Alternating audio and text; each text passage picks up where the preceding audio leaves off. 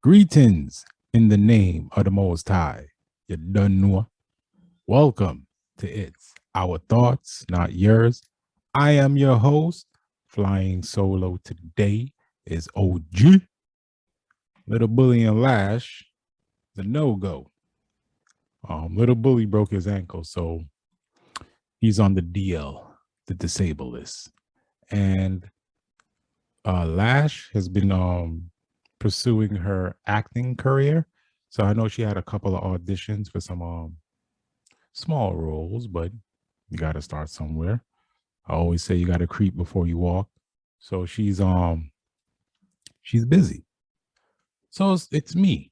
I believe I think this is my third podcast flying solo. I have some creative ideas and I'm not going to announce it. I'm just going to surprise. I'm just going to surprise y'all. But I wanted to start today's podcast off with some interesting things that occurred this week. And yeah, we're gonna start with what's today? Today is October 9th as I'm recording this pod.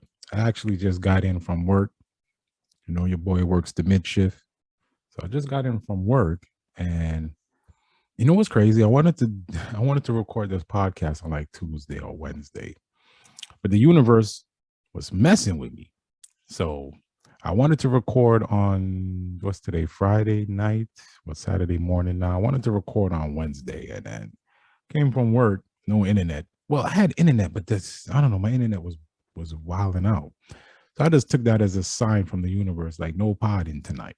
So I ended up cooking. I ended up cooking and not even eating.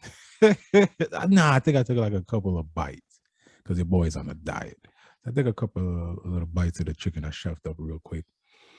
And then I went and smoked a spliff and I didn't feel to pod. I actually just did some meditation and went to bed.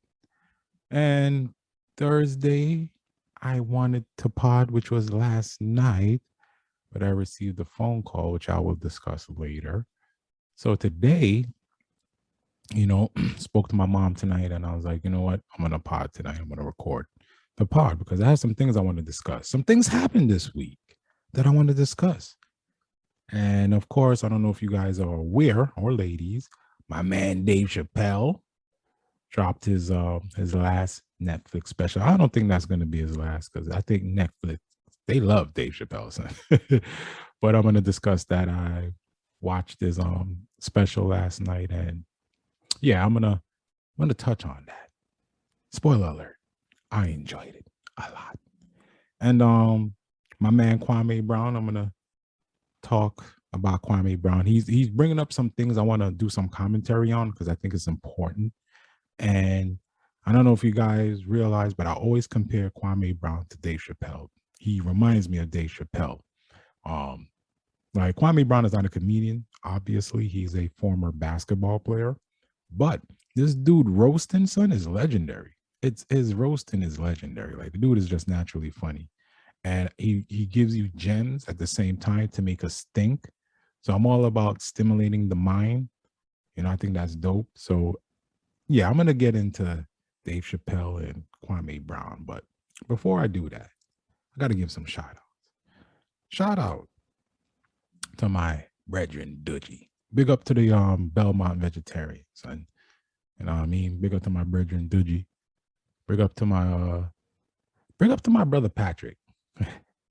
He hit me up the other day and he listened to the pod. He listened to the cow cod soup episode, and I told that story. He hit me up, man. So big up to my brother Patrick. Big up to my family, man. I haven't really talked about my my brothers and sisters on my mom's side. I haven't really talked about them on the pod too tough, but I will dig into some family history, so to speak.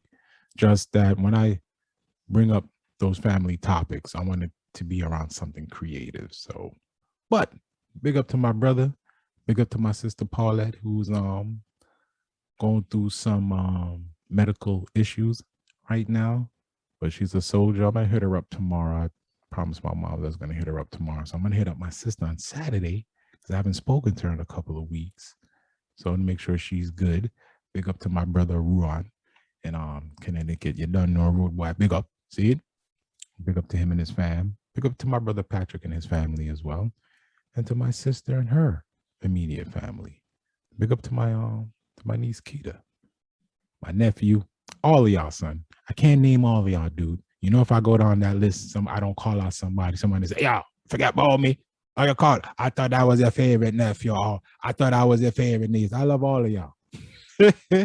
So big up to all of y'all, man. Yeah. So I'm gonna start. Oh, big up to my brother Ness. And big up to DJ Bond. I am big up DJ Bond since I've been doing this podcast, Dread. Big up to Bonalus. You don't know Rude Boy. Big up to my brother DJ Ness. But I'm gonna start this monologue here. And Ness, you're gonna be proud of me, my dude. I actually did notes this time. I actually sat down and thought. I said, my brother said I need to write out my thoughts. So I did that. So I got some bullet points I want to discuss. And one of the things I want to discuss, I'm not going to mention this young lady's name. Out of respect for her and her family, I'm not going to mention this young lady's name. But and she know who she is. We got to give her a name, though, son. Let me think, Dread. Let me think. We got to give her a name, son. What can I call her? You know what? We're just going to call her Mamacita. All right, I'm going to give y'all a little backstory. Story time. All right. When I came out the military, right, I wanted to start a life somewhere. I ain't nowhere, but I just wanted to do something. I wanted to get out of Brooklyn for many reasons. One of them, y'all know Elvon, passed away. So I was like, you know what? I fucking hate Brooklyn. Like, I have this love-hate relationship with Brooklyn. Like, I hate Brooklyn because it took some of my friends away. But I also love Brooklyn because that's where I grew up first half of my life, where I learned so many things that I still apply to this day. So it's this love-hate relationship that I have with Brooklyn. But anyway, I moved to Mass, right? Shout out to Dudgy because he's the one that came to Brooklyn and scooped your boy up. So I came out to Mass and I was staying with Dudge for a little bit. Let me give y'all the full story how I touched down. Because that's gonna get into my relationship with Dudgy, and I want to save that for later. But just know that Dudge came down and picked your boy up and brought me back to Mass and whatever. Ended up getting my own little spot. And downtown Worcester where I live. I live in Worcester, Mass, by the way. It's near Boston. Nobody knows Worcester, so that's why I don't really mention my city, because they only know Springfield and Boston. And I'm like, Springfield is way smaller than Worcester, nigga. Like, Worcester's a big-ass city, Dread. You got mad Jamaicans here, Haitians, Dominicans, Puerto Ricans. It's multicultural, believe it or not. Like, this city is very multicultural. So it's a melting pot. Got everybody here. And so anyway, I'm living at this spot downtown, and there used to be a little mall in there. So in the mall, they had this little Burger King spot. So I went to the little Burger King spot. Yeah, this is when I used to eat bad food. So I went to the little Burger King spot, and I said, a Spanish gal, I said, a Spanish gal. I said, that Spanish gal look good. She look right, pretty, sexy, son. So I go there. But my mindset was, I'm like, I've never been that type of dude to try to kick it to a chick at work. Like, dog, this is how she's making her bread. So I've never been that type of dude to be disrespectful like that. So go there, order some food, and I noticed my food is a lot more than I actually ordered. But she charged me real cheap. But then she slipped on the receipt her name and her number, son. Come on, son. Like, that was so gully, son. I respected that move by her. That was a boss move by her, son. I respected that move, Dread. I was like, okay. I like that. I like that. So she slipped her name and her number on the receipt. Of course, I called.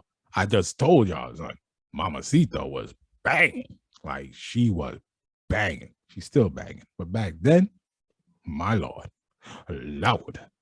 So I called her, hung out, got to know each other, had relations. She was my first girlfriend here. She was like my woman. She was my first girlfriend here. But the thing with this mamacita was she's a free spirit. And for those who don't know what a free spirit is, you cannot tame this free spirit. She's high energy. She's a free spirit, and she doesn't like to be controlled. She is a open-minded individual, very open-minded. She's a free spirit, um, loving, caring, just everything. Checks all the boxes. But the thing with me and her is there's a heavy sexual attraction, very heavy. So over the years, right? Her and I messed around for a while, but over the years, we always stayed in touch. There's one thing about her, like her and I always stayed in touch. Doesn't matter how many years pass, her and I always stayed in touch.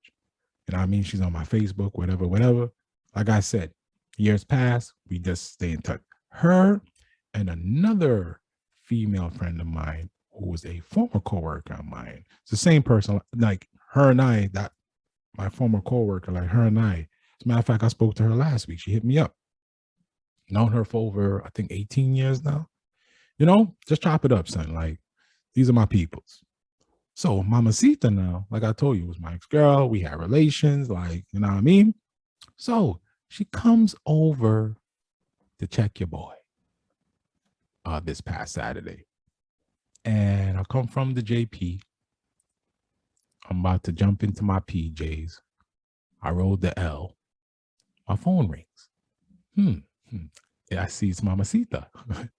So I pick up the phone. Hello. What you doing? I'm like, son, I'm chilling. What's good with you?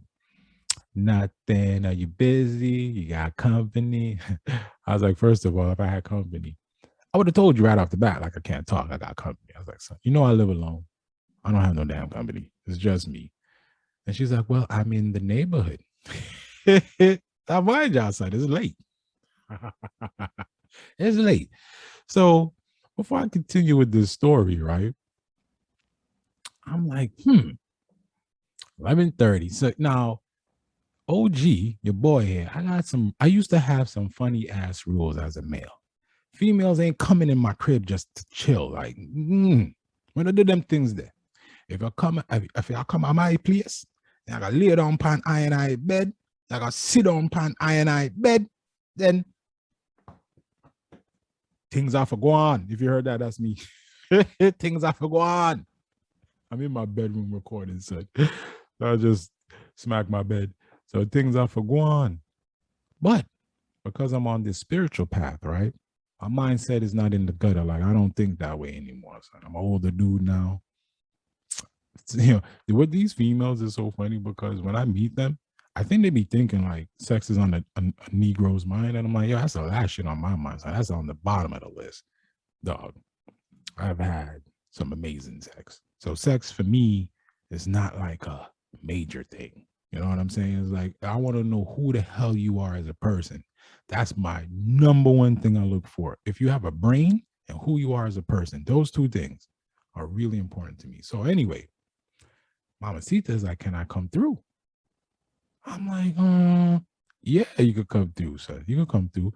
So I'm thinking the whole time, I'm like, Mamacita's married, right? And I don't play those games. Like, I don't like to get down that way, right? And there's a personal reason why I don't do it. I don't mess with married women. Number one, my spirit won't allow that. That's number one. Number two, do you know a Negro will kill you over his wife? I mean, like, I'm good with that. Number three, I don't want that exposed. I'm good. Number three, I don't want the universe to hit me with some effed up karma because that's breaking so many rules and violations. And nah, son, I don't want that karma on me, Dread. I'm trying to walk the path of righteousness. I'm trying to be a better person that I am today than I was yesterday. Like every day I'm trying to have some type of self-improvement, trying to be a better human every day. So I'm thinking to myself, damn son, if I do some naughty shit right now, the universe is going to destroy me. And I feel like God is testing me right now. So she comes over. Oh my God. What I tell you, son, like the bodies are off the chain. Jesus. I was like, good Lord. Good God. Yo, you know those surgeries all these females are having now with the butts and the thighs and, all that fake stuff they putting on their body. This woman, this mamacita is naturally, she's just naturally thick, naturally beautiful. She's just all natural, like no fake stuff. She's just 100% Puerto Rican, just beautiful. Anyway, she comes through. I roll her a spliff, got my spliff, and I'm like, good God, I can't. I'm trying to like focus, but her body was just like it was messing with my head. Now, mind you, I'm a single man, so and I'm gonna keep it 100. I'm not active like that. I can be, but again, I told you I'm older. My mindset is different. Like sex is not on the forefront on my mind. If I get in the urge, you know what I mean? There's some peoples I can call. So your boy is good. But, I'm smoking, she's smoking, we chopping it up, we talking, and I'm like, damn, son. Now, remember, I don't know if I told you, I lost a lot of weight. So your boy's looking handsome. At least in my opinion, I think I look good. Way better than I did before when I was overweight and just horrible looking, son. But now, your boy look good. So I'm standing like above her because she's sitting on my bed. So I don't know what happened, son, but she stood up and like put her, towards my, what. So, son, she grabs my I had on some sweatpants. So she grabs my sweatpants and was trying to put her head in my pants. And I'm like, oh, hold on, son. I'm like, oh, hold on, son. We ain't going this. Because like a lot of things was running through my mind. She was making me horny, number one. And I'm like, but you're married. We're not doing that. So I didn't tell her that because at my age now, I'm learning to be more sensitive to women's feelings. And hear me out. Let me explain. So you'll see where I'm going with this. So she tries to put her hand in my pants. And I'm like, So I did an old slick move. I took her hand because I didn't want her to feel rejected. You don't want to do that. Men, you don't want to do that, son. I didn't want her to feel rejected. So I'm like, you know what? Let me take her hand and I put her hand on my belly because my belly now flat. I can even feel my little muscles back in my belly. So I'm dying of telling this story that I'm geeking out myself. So I put her hand on my belly, right? And I took her other hand and I put her hand on my chest. I'm like, nah, you can feel my belly and my chest. So she started rubbing my belly and my chest. And she's like, start doing the little Puerto Rican talk. Like, come on, papi, why papi? What's going on, papi? Now I don't want to tell her that, son, you married me. So I'm like, how can I finesse this? If she listens to the podcast, Mama Sita, you know a nigga love you, son. So I'm like, how am I gonna finesse this without, hurting her feelings? So I don't want her to feel rejected. So I'm like, I got an idea, nigga. I had an idea. So I was like, let me finagle this. So I brought her over to my bed, sat her down, and I was like, I have an idea. I start giving her a massage, right? Now I'm gonna explain something to y'all. Don't laugh at it. Don't laugh at your boy. I got bitch hands. These hands of mine have not done any type of man work. Like, most men my age, these niggas got, rough hands and shit. My shit is like female hands, son, because I work in the office practically my whole flipping life. So these hands is just like computers and that's it. Like these hands, this is all these hands fuck with is computers and shit. So my hands are smooth. But I said, I'm gonna give her a massage. So I gave her a massage, son. And as I'm massaging her, dude, I'm feeling tension and stress. So a lot of things was running through my mind. And I was like, oh, okay. I know why she want relations to happen. I'm not gonna mention it because it's really, really personal. So don't worry, Mama Sita. I'm not gonna mention it. So I was like, okay, I think I know why she wants some relations. I'm massaging her, and I'm telling y'all, like I can feel her tension. Like she had a lot of shit resting on her shoulders. Because as I'm massaging her, son, she's like breaking down, like she's about to cry. So I'm like, I can see your chakras are all out of whack. What is going on? And she was like, oh my God, that massage, it felt so good. Like you released some like tension in my body. I'm like, imagine if I would have made you orgasm.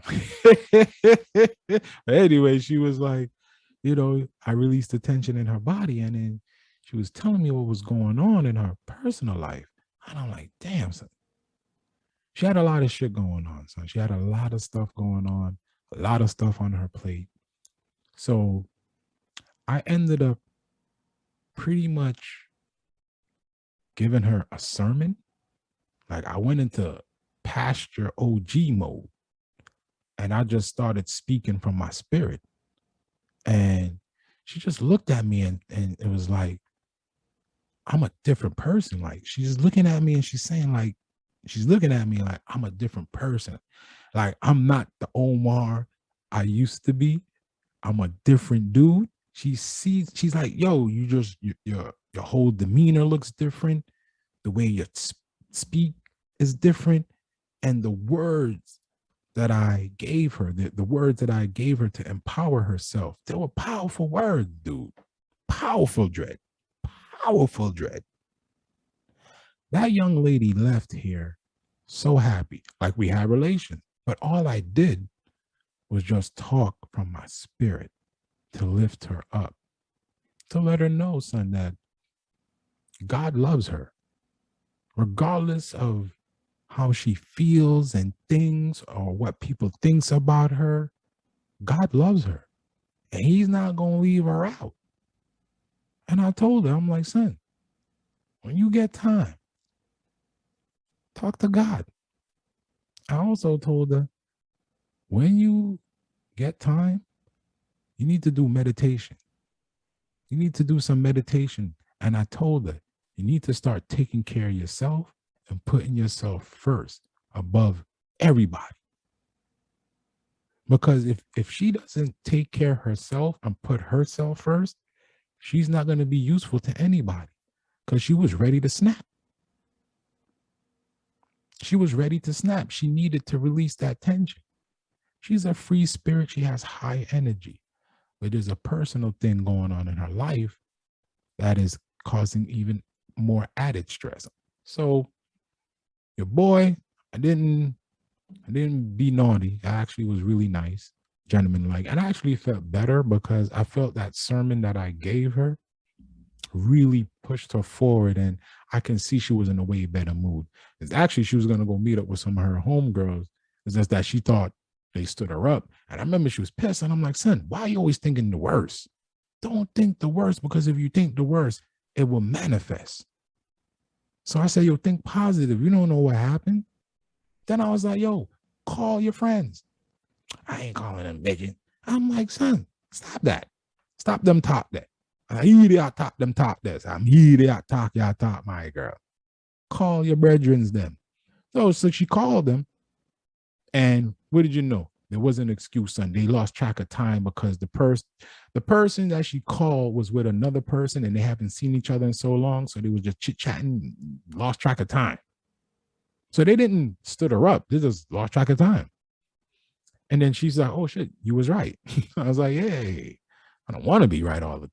I don't want to be right most of the time, but never just think the worst. And you just don't know. So don't always think the worst is what I told her. And then I kept giving her the sermon and, just bigging up, boosting her self-esteem, son. So she left here happy and a new person. Like we had relations, but all I did was just give her some sermon and just talk from my spirit. And she appreciated it, son. Like she appreciates it a lot. And she wants to come back over here, but I told her no relations. Now when she listens to this podcast, now she's gonna know why. Your boy don't mess with married women. Girl, if you were single, I would have tore that ass up. But you not. But I cherish our friendship more than anything. And that's what I would like to hold on there to is our friendship. That means more to me than anything. I don't need to be rolling in the sheets with you, son. No, you have a hubby for that. And out of respect for him, I would never do that to him. So, no. But you can always come and chill with a nigga. But we ain't doing nothing. You know what I mean? I can't believe y'all hear me talking. Like the niggas who know me. And you hear I'm talking, I'm telling y'all, son, I'm changing. Like I'm becoming a different man. God is preparing me for something. I'm going to touch on it. I think I know what God is preparing me for. So yeah, that was my Saturday. It was a great Saturday, son. Even though I didn't get laid or anything. It was still a great Saturday. I enjoyed it. But then my brethren Prentice is going through some shit, right? And I'm a spiritual man, and he's a spiritual person. But I've been avoiding this man all week on purpose, right? I told you I love this dude, son. That's my brethren. But he's doing some really dumb stuff right now. And I'm like, why is this man not thinking right now, son? I'm not understanding why he's not thinking right now. Because if he's supposed to be this spiritual, son, you're moving totally wrong. And when God brought you to me and I gave you that sermon, I gave you my testimony, and you still did not take heed to that, you're still surrounding yourself with negative energy. I want no part of that at all. I love you, Dread, but you got to get your shit together, B. I told you when you called, I do not like telling men or women how to live their lives.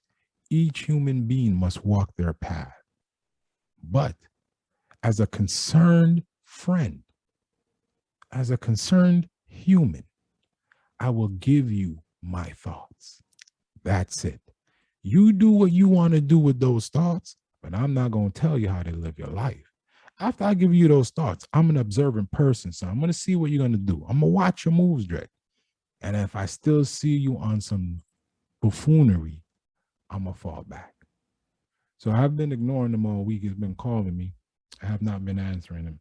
First of all, he's been calling me while I'm at work. I keep telling the nigga, son, I work second shift. You call me, I'm not going to answer. You're going to go straight to voicemail, Drake.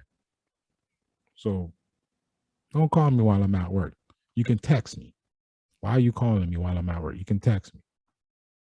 So been ignoring him because I want him to do some meditation to figure out why is all of this buffoonery happening around him.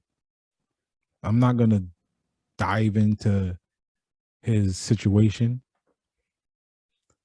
other than he needs to get his karma right. He needs to get his energy right. He needs to do his meditation. He needs to refocus and get all of this negative stuff away from him because I don't want that stuff to come to me. When God sent you to me, I gave you the sermon. I gave you my testimony. You still chose to, whatever you're doing, attracting this negative energy. And nigga, if you ain't calling me talking about let's make some money, I don't really want to talk. So I'm going to let him stew for a little bit. Let him think about the mistakes that he's making. And we're going to see if he's going to keep fighting his spirit or he's going to listen to his spirit and start walking the correct path. So for right now, I'm ignoring him for a reason. It's a teachable moment. So if he ends up listening to this, nigga, I love you. It ain't that I'm dissing you or anything. Or I'm kind of dissing you, but don't take it that way. It's a teachable moment because I already told you what you needed to do. And I didn't even want, I told you in that same conversation, Dread, I was like, Dread, I don't want to tell you what for the rude boy. But it's like, nah, sit, wagwan. You not say wagwan, brethren. So if you not say wagwan, I have to tell you, say, yo, rude boy, you had the X, Y, and Z. And X, Y, Z now work my youth. But if I go do A, B, and C. And I shouldn't have to tell you to do A, B, and C. Because a Rasta friend of mine told me something and I keep dear to my heart. A Rasta brethren told me, Star, don't ever tell a man or a woman who is your friend how to live their life. He said, even if you're coming from a place of good heart, good intention, they will take what you say the wrong way and it will fuck up your relationship. So I didn't listen to the dread one time. Something happened. I was like, holy smokes. Not the dread was right. So I learned that lesson. So with Prentice, I was like, Star, I don't want to tell you, you're a grown man, B. I don't want to tell you how you should live your life. I can just give you some of my thoughts and then you put that together and then you should figure out a game plan. But I kind of had to tell him what he was doing wrong and I got mad at myself because I'm like, shit, I broke my own rule. So that's why I'm not picking up his phone calls because I want him to sit with what I told him to make some changes to get all of that buffoonery away. But I will hit him up in a few weeks to see if anything progressed. Yeah, son, your boy give tough love, Dread. Because sometimes, like my spiritual brethren Dutch told me, sometimes I saw at work, rude boy, like Dutch calls it, weird man. You know what I mean? With my Jamaican cats out there, you know what Dutch is talking about when a man say, yo, and say, yo, and they say that thing that weird man that.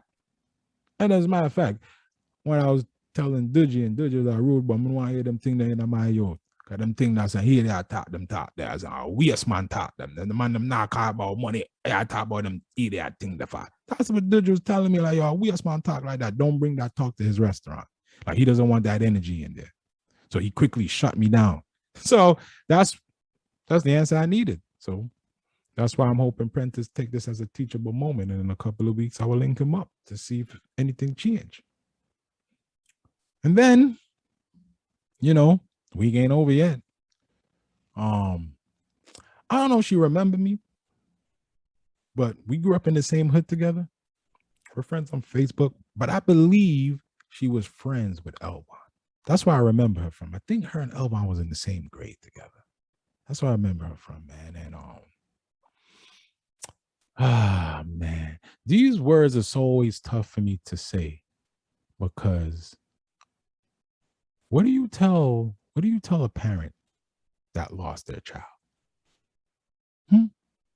What words can you manifest to make that human being feel better? There is no words you can say. None. I remembered when my nephew passed away and I didn't go to his funeral, but I called my brother Ness. I said, I'm sorry, but your little bro can't do these funerals. And I was like, son, I'm so sorry. Like I just told Ness, like, dog, I'm so sorry. He didn't even want to talk. I mean, he didn't even want to talk. He was distraught. But Ness, being the man he is, got the courage enough to talk to me and said, Willie, I understand, Dre. He said, don't worry about it. But it broke my heart in pieces. Pieces. Because I'm like, what do I say to my brother? He lost his son. His only son. What do I say? And on top of it, my dumb ass is not even there. I'm sorry. Funerals is my blasted kryptonite. Can't deal with that stuff. So the lady I'm talking about is, her name is, I'm just going to call her Miss Chung. You know what I mean? She lost her son, man, tragically in effing New York, son. And It looked like it was over some effery too. Cause our son looked like an innocent dude, son. He looked like a good soldier, like a good, you just can see his energy was good. I don't like to question God. I really don't. But I know my spiritual friend, we're gonna call her Ms. G. I know she used to always tell me God needs warriors, he needs angels. And sometimes he will take somebody that we love because he needs that warrior by his side. So the only thing I can look at is God needed, Miss Chung's son, and God needed my nephew, Sean. Those are our angels, man. Alvin, Sleeps, Patrick, all angels guiding over me. That's why I always tell people, son, I'm good. Because I feel like I'm blessed. I may not have a ton of money. Oh, shout out to Miss G again, son. She got my mindset changed. Like, I'm not a materialistic person, man. Like, I don't care about that stuff. I just care about just living a simple life, being comfortable, and just being happy, son. That's it. But yeah, man, Miss G used to always tell me, man, God needs angels. So I can't tell Miss Chung that because she's mourning, son. Like, she is in pain, dog. Pain. It breaks my heart to see that, man, because I remembered a few weeks ago when I came back to Facebook. She was posting so many happy pictures, man. Like, she was happy. And then this just came out of the blue. Boom. She just posted a picture, pray for my son. I'm like, whoa. I had to call Ness. I had to call my brother Ness, like, yo, what in the hell just happened? And Ness told me. I was like, oh, son got shot, man. I believe he got shot in the head. Jeez. So she was in mourning.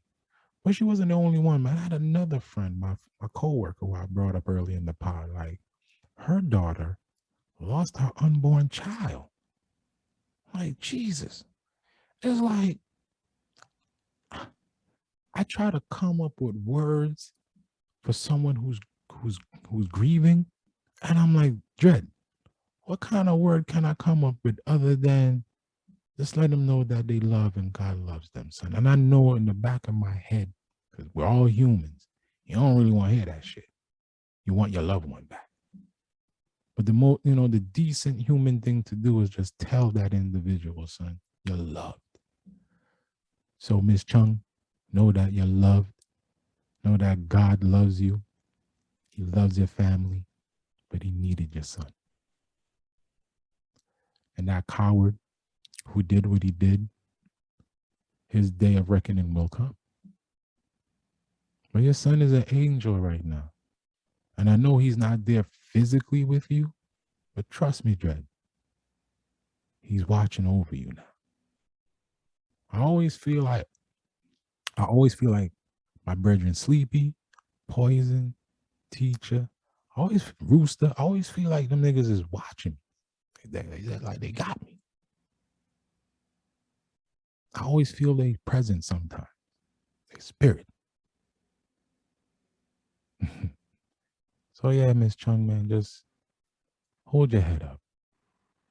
And I believe that inspired, shout out to Meredith, man. I believe that inspired her.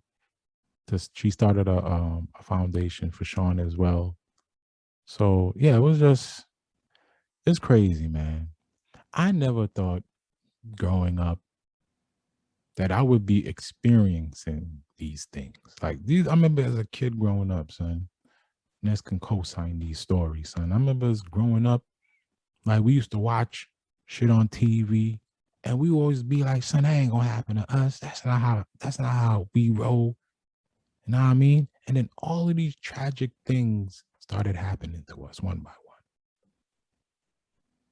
One by one. Tell you, man, life has a way of messing with you. Then, shout out to Miss Chung. Then it's my stepmama number 2. My stepmother number 2 birthday. Shout out to Becky, son. That is my brethren Sleepy, aka Jamel. Was his mother's birthday this week, man. Yo, Becky, son, you you need to hook a nigga up with what the hell you eating. Because woman, you're barely flipping aging, son.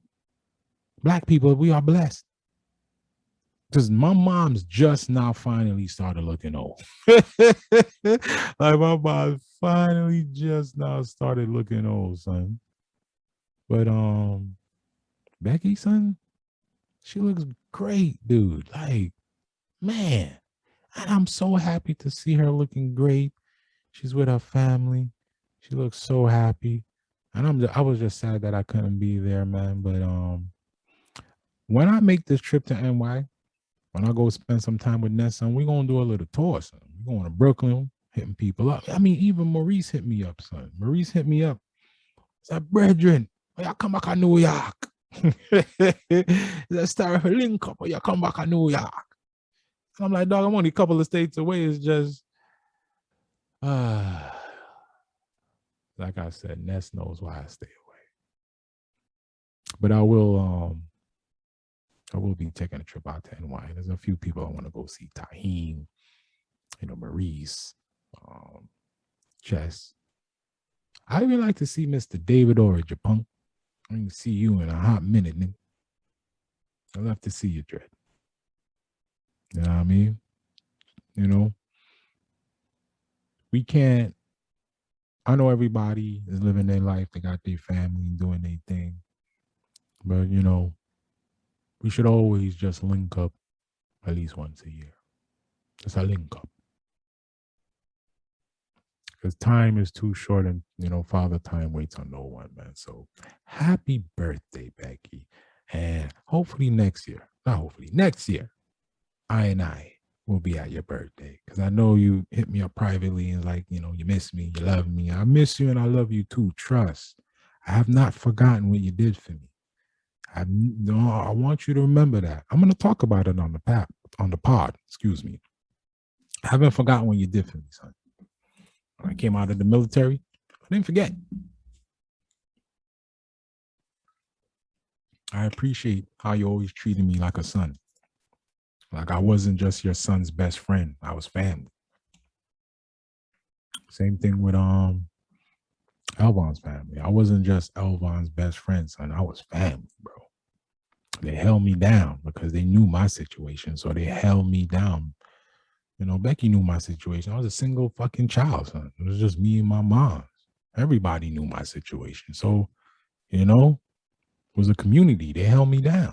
The Petersons, you know what I mean? They held me down. Mr. Russell, the Johnsons, they held me down. So, yeah, Becky, I haven't forgotten, man, what you did for me, man. And I love you. I'm sorry I wasn't there at your birthday. You turned 64. Your 65th birthday? Oh, I'm going to be there. I will be there. Trust. So happy birthday, man. Glad to see you happy. You're shining. You're looking good. You're barely aging. It must be the moxtail and rice and peas I eat.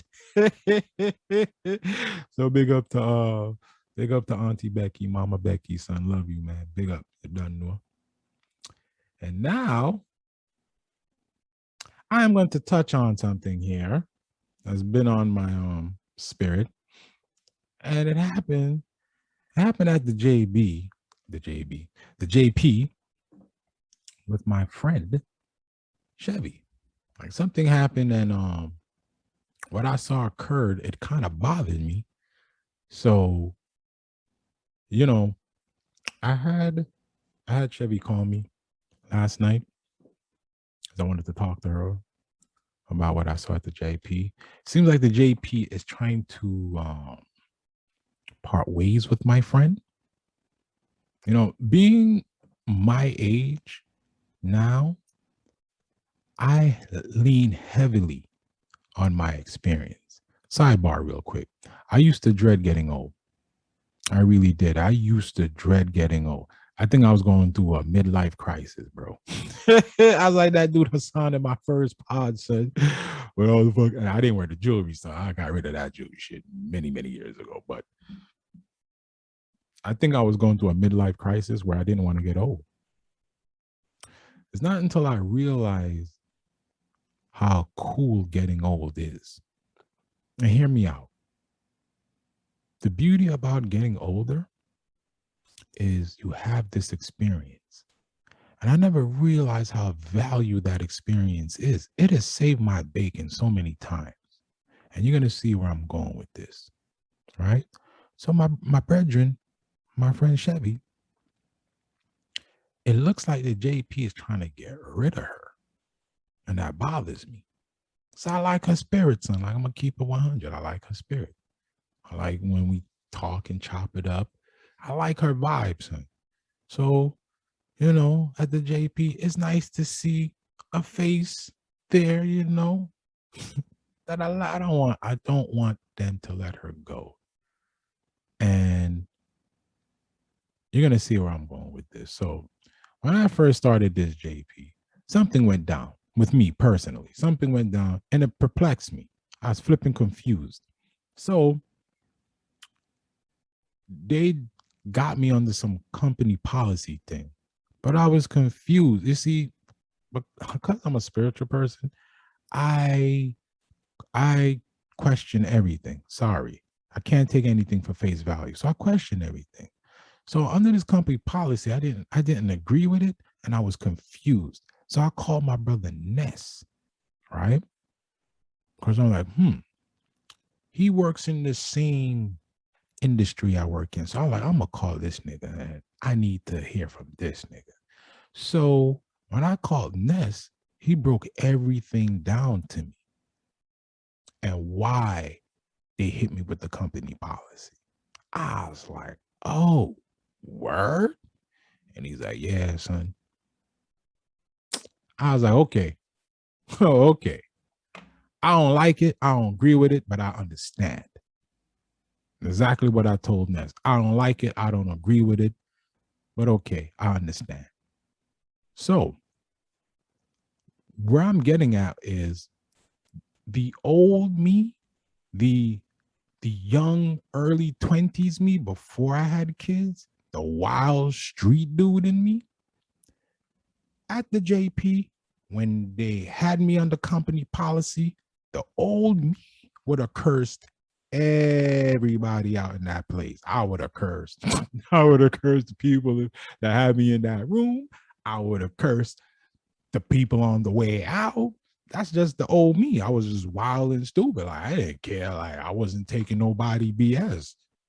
But the 46-year-old in me, I'm going to listen. I told you I'm not an average human, so I'm going to just listen. I'm going to absorb everything you're telling me. And then I'm not going to make an emotional decision. No. I don't do those anymore. I'm like, I'm going to take emotion out of this. I'm going to contemplate what happened. I'm going to be upset because I remember that night how ticked off I was. I went to go see Chevy and she saw how angry I was. Son, the minute she got out of the JP, she called me. And the reason why I'm talking about this, because I hope she listens to the podcast and takes her own advice. She called me and was like, oh, don't make any irrational decisions. Like, think before you make, a decision that you might regret. She's like, just think. Like, don't make any rash decisions. And then she was telling me, just shake it off, shrug it off. She just say what they did was effed up, but just shake it off. Basically, I'm gonna put it like this. What happened to me is remember Ice Cube on Friday? You remember about him getting fired on his day off? I didn't get fired on my day off. I got something else happen to me on my day off. I got hit with company policy on my day off. And it could perplex me. That never happened to me before. So I was confused. It's because the things they were saying to me was confusing me even more. They were talking one way like I didn't do anything. Then the other way was like, oh, you can't be doing that. So I'm like, wait a minute. You're saying on one hand I didn't do anything. And on the other hand, you're saying I can't do that. You're confusing me. Yeah, I'm confused. So why am I under this company policy? That was my whole thing. Like, why am I under this company policy? My brother Ness, he broke it down for me. And when he broke it down for me, like I said, I don't agree with it. I don't like it, but I understand. I was like, okay, that was a teachable moment. It told me I had to move differently there. I was like, okay, I got to move differently. So where am I going with this? It comes back to Chevy. It looks like they want to get rid of my homie Chevy. I don't like that. So when she called me last night, I had suggested that I can kind of help her in this situation. I could give her some pointers. I even told her what to write in a response because I used to be in an executive position, so I know what words to use. Son, the human mind is a funny thing. You don't gotta write this long 2-page paragraph. Nah, son, one line. One line, but you just want to make sure it's worded correctly. That's all. One line that's worded correctly. It's not gonna offend anybody. So I was trying to give her that tip, and I was trying to give her another tip on how to help her with the JP. You know what I mean? And I think she took offense to what I said. I'm a spiritual man, so I pick up on energy, right? And remember with Prentice, I told y'all, I don't like telling people how to live their lives, but I just give you my thoughts. It's just my opinion. That's it. My thoughts are my opinion. So with Chevy, I was just giving her my thoughts, my opinion. And I think she took my thoughts and my opinion the wrong way because of how our call ended, right? Our call didn't end like how it normally would end. She kind of had, like, I sense attitude. So I was like, So I sent her a text, like a spiritual text, to like let her know, to clear her mind, like, you know what I mean? I didn't get a response back. So I said, okay. No doubt. Now, following day, this happened last night, by the way. So, of course, the next morning I go to work. On my break, I see Chevy pulling in.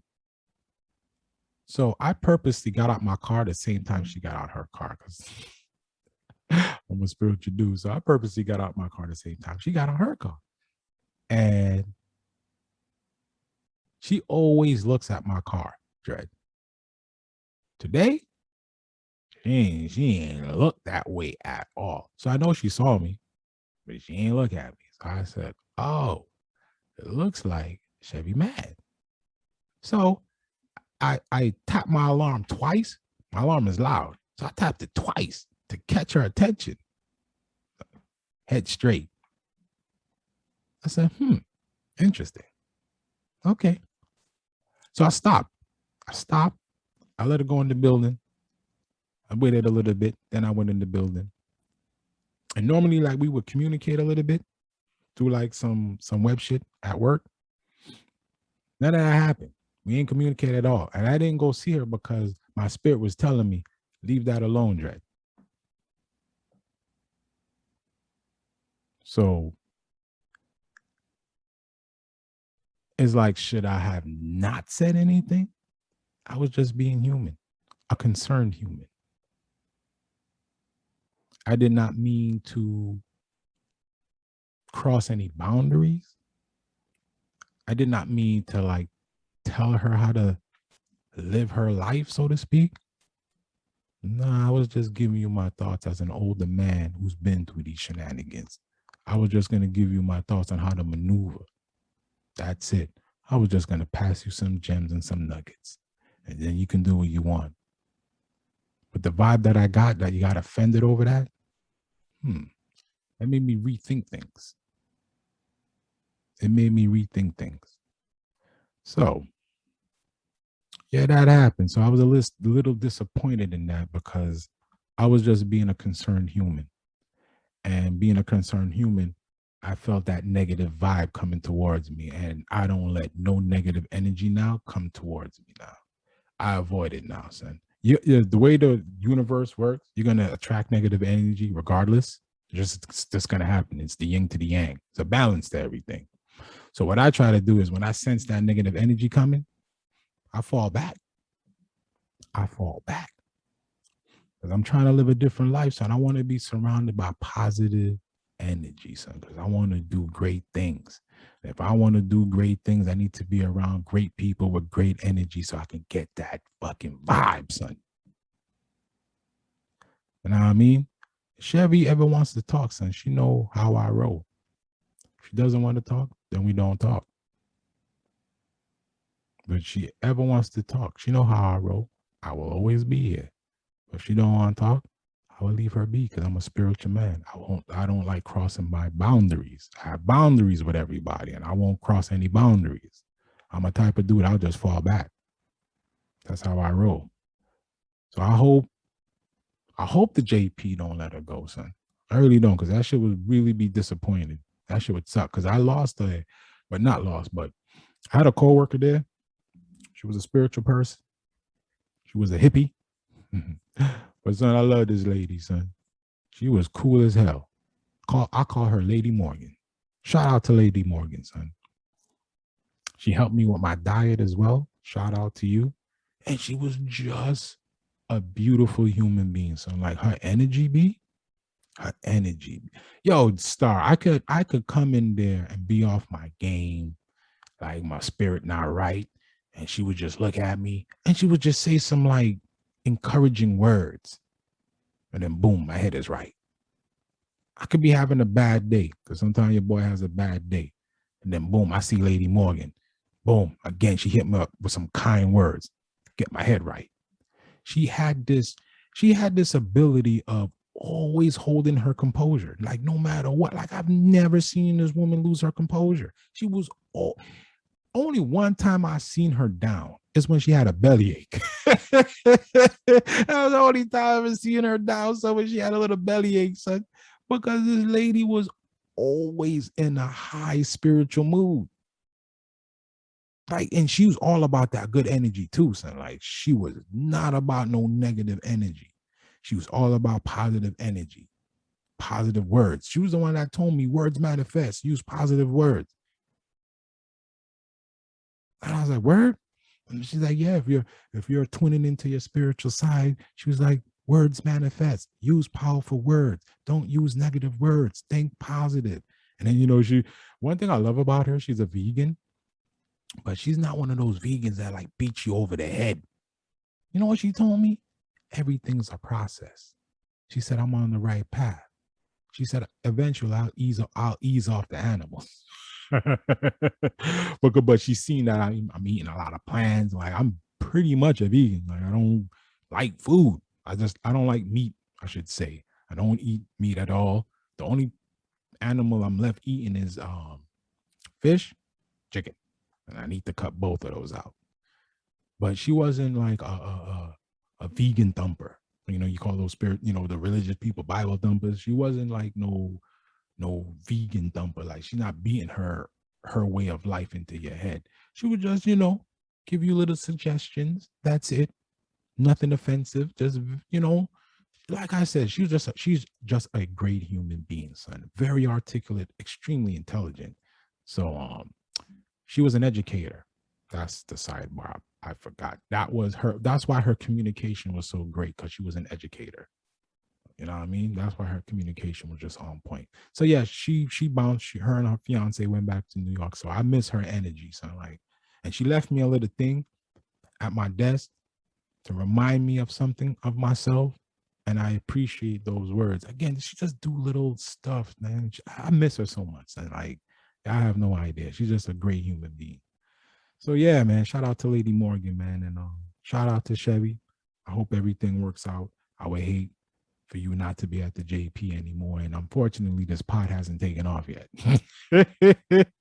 So a nigga can't hire you yet, son. So hopefully you meditate or do some meditation, excuse me. And you're an intelligent woman, son. I told you that you're extremely intelligent, son. Use your brain, son. Like you're mad smart. Don't be silly. Use your mind. You know what I mean by it when I say don't be silly. Use your mind and maneuver right. If the JP is trying to do certain things, you need to kick in plan B and C, son. Just always have a backup. Don't let them leave you out hanging dry, son. Have a backup. And the thing that they're asking you to do, son, you can do it.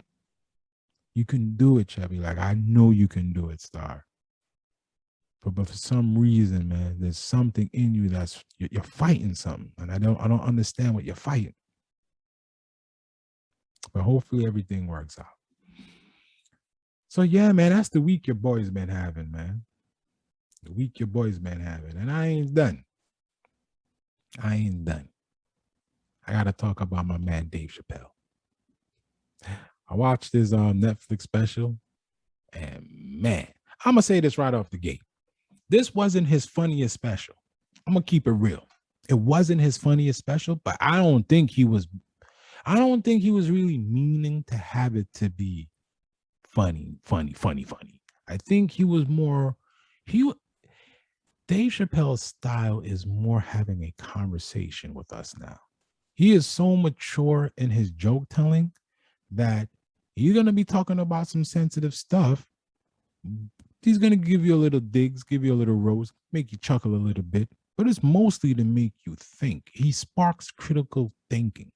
Like, you have to watch the closer, Dre. You have to watch it. It is not his most funniest special, but it's his best special to me. My thoughts. It is his best special. It is not his funniest special, but it's his best special. That special, if you watched his other specials, this man is a genius. That closer tied all his specials together, and he gave you an explanation of why he was talking about the alphabet community and why he was talking about the transgender community. He tied it up. I ain't gonna spoil it for anybody, but you need to watch it, and you need to listen carefully, because he was stressing that. He wanted people to listen carefully because he's noticing people are not listening. Kwame Brown noticed that same thing too. They don't listen. They take the words you say and just flip the script to whatever narrative they want to push it. But man, you know, growing up, my favorite comedian was Eddie Murphy, right? He was my favorite. My second favorite is Kevin Hart. It's my dude. It's my guy. Shout out to Miss G. Miss G, no, I love Kevin Hart. That's my dude. But I cannot tell you no lie. Dave Chapelle is my favorite comedian. And fun story about this, right? I wasn't really a fan of this dude. I'm gonna keep it real.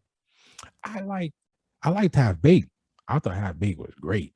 And I forgot the name of his special that he did in San Francisco. I thought that was pretty good. But I wasn't, in the Dave Chappelle show. I thought some of those skits, and I was more of a fan of Charlie Murphy in the Dave Chappelle show than actually Dave Chappelle. Isn't that crazy? I love Charlie Murphy, so R.I.P. Rest in peace, dude. But yeah, I was more of a fan for Charlie than I was for Dave. Dave Chappelle, I wasn't really a fan. It's not until later on when he came back to the scene, a different man. I don't really follow him like that, but the last time I saw him, he didn't look like this. He put on weight. He had some muscle. His style of telling jokes totally changed. I mean, the old Dave will come out now and again, but he was just so mature in telling his jokes. That's the thing that impressed me, was how mature he was in his joke telling. I told you, I'm not your average human. So I'm listening to this dude speak. I'm like, hold up, son. What you said was really funny. Yeah, that was funny, man. But you dropping some gems right now, my guy. And I'm listening to him like, wow, son. You know, this thing is making sense. He started critical thinking, son. He provoked critical thinking. He's making you think. And he sparked us to have a conversation. And right now, the alphabet community is just feeding into exactly what he said. They're just exposing themselves. Like, whoever the leader is of the alphabet community, I would just tell everybody, shh. We feeding into this nigga shit. Don't say nothing, girl or boy. Don't say nothing. Because the more they talk to want to cancel him and all that dumb shit, it's exactly what he said. And if you watch the special, he explains why he was making jokes about the alphabet community and the transgender community. I'm not going to spoil anything other than you have to watch his special. So shout out to Dave Chapelle. You still the GOAT, son. You still the GOAT. Eddie Murphy, you signed that Netflix deal. I'm very interested to see what you're going to do because can Eddie Murphy tell jokes like that? We haven't seen Eddie touch the stage in over 30 plus years. I don't know. Dave Chappelle set the bar high. I don't think Eddie's going to go that route. Eddie's too entwined into Hollywood, so I think he may go a different route with his comedy. We'll see. Eddie Murphy thing was impersonations and all of that stuff. So we'll see. We'll see if he's matured in telling jokes because Dave Chappelle is the master at telling jokes. And there's nobody he's such a genius that he's having a conversation with you and making you laugh at the same time, man. So check out The Closer on Netflix. I believe my thoughts. I think you'll like it. At the very least, if you don't like it, at least it'll spark conversation. That's all. And these are conversations I always stress we need to have. If we don't have these conversations, man, nothing is ever going to change. So I like the fact that we can have these conversations. So that is my opening monologue for the week. I know, a banana week. But now, we're going to talk to my boy, Mr. Kwame Brown. See? Don't know. As I drink some of my vitamin water. Take a sip of my vitamin water, son. You done know. See it? So we're going to talk about Mr. Kwame Brown. I'm going to let him play a little bit. And he's talking about a lot of topics that I want to comment on. And then I'm going to give my closing statement for the pod. You done know? But let's listen to Mr. Kwame Brown, and then I'm going to give my commentary on it. You didn't say toxic. I'm toxic. Yeah, you get to slinging that thing and then not answering the phone. It's toxic. Ah. And then you talk too loud. Then. Yeah, and I talk loud. Yeah, they like me talk. And sometimes I say, hey, I think you're wrong on that. And that seems to be toxic. You better start talking nice then. No, I can't like them up. Hey, how you doing? They be training them niggas in the office. That voice is too deep. Lighten it up a little bit more. Hi, how are you? Yo, facts. Yo, facts, son. My voice is very deep, right? I used to be a reggae artist, son. So my voice is deep, dread. And I end up smoking cigarettes, so that kind of messed up my voice box even more. So my voice is deep. This shit that Kwame Brown is talking about right now is real facts, son. Like, I can't talk with this deep ass voice, and I can't talk the way I talk on the podcast at the JP. I have to speak proper English. That shit, yeah, I have to speak proper English. Like, I can't speak like I'm from Brooklyn, son. Like, I can't say the word son. You know what I mean? I can't say that. I can't say dread. I can't, mix in my like a Jamaican patois. I gotta speak proper English. So he's 1,000% right. I work in the corporate world, so he's 1,000% right, son. You gotta speak proper. And I can't come with because when I come with a deep voice, my voice flexion, it comes off sometimes intimidating. So I gotta change the flexion of my tone of my voice. That should be tripping me out. I gotta come off as not an angry black man. As a down to earth, mellow black man. But we shall continue. I'm such and such. I work for this company. You train the man out these niggas. I'm still a man. That's why I don't got no job. I'm going to no sensitivity training. What the fuck? That's what they call it. You think I'm bullshit? They go to these companies. They got sensitivity training to work here. He's not lying. Sensitive. And that's to goddamn make sure they bit you up a little bit. This is what you can say. Yo, I'm gonna pause it right there real quick because he's 1,000% right. You're at work at the JP. So I am so conscious of how I talk, because remember, we're living in an all-inclusive world now. So I have to be careful on how I see certain people and how I interact with these folks. I'm an old school dude. I have an old soul. My son was trying to teach me nouns and pronouns and all of that stuff. I'm like, Dread, I'm an old school dude. I'll just not do that. I'll be respectful. I was raised by my mama seasoning. So I know how to be respectful. But he's absolutely right. This sensitivity training, so I'll be laughing at that shit. I'm like, what the fuck is this? I mean, I get it, I understand it. I don't need that, but he's right. He's absolutely right, son. It's crazy. Company policies are mofo, son. I hate it, son. I cannot wait for the day that I'm blessed where I don't got to be on the company policy, where I can do this pod full time. I ain't got to be under no company policy. I can just be me, be happy, and not have to be careful with what I say. Yeah, company policy is a motherfucker. You know, anything that's political, they take it to these companies because they know these companies are private organizations. So they done intertwine that bullshit together that now it's all political. So if you don't say or do what the fuck that's in the news, we go to your jobs and add that to the company policy. And then they kick your drawers in your ass. He's 1,000% correct.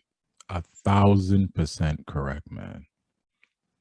Company policy does suck sometimes, man. You got to tread lightly and be careful and just know how to maneuver. But at my age now, the company policy doesn't bother me anymore. I just know how to maneuver around it. And, you know, I still got that old Brooklyn instincts in me. I never got my college degree, you know, but I'm very smart, man. I'm an intellectual man. I'm a street dude. So I combine both of those together. And that's how I survive in the corporate world. Because I'm not just a book dude. I'm a street dude too, a former street dude. So I use both of those to maneuver in the corporate world. So what Mr. Brown is talking about is correct. Good luck with that. Yeah. That's why nobody don't tell you the truth no more. Everybody try to act nice and be weak ass weasels in public, and well, you catch them by themselves, boy, everybody ain't shit.